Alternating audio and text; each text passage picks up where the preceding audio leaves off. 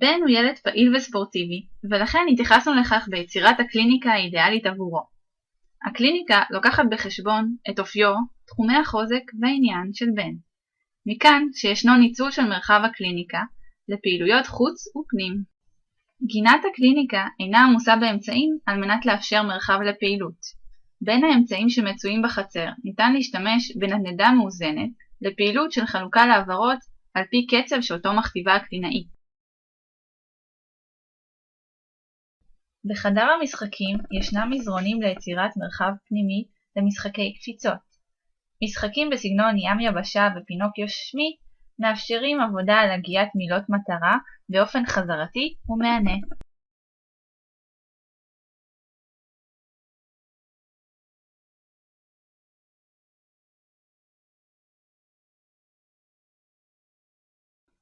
נעבוד עם בן בעזרת שירי תנועות וסיפורים המלווים אותו בגן. ניתן להשתמש בבובות ותחפושות למשחק סימבולי וסוציו-דרמטי בעבודה על צירוף מילים לידי מבעים.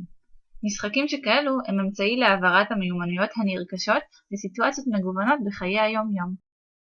נשתמש גם באמצעים מובנים וישירים כמו רמזים ויזואליים ומוטורים סנסוריים בגישת Acute Speech and Prompt Speech Therapy.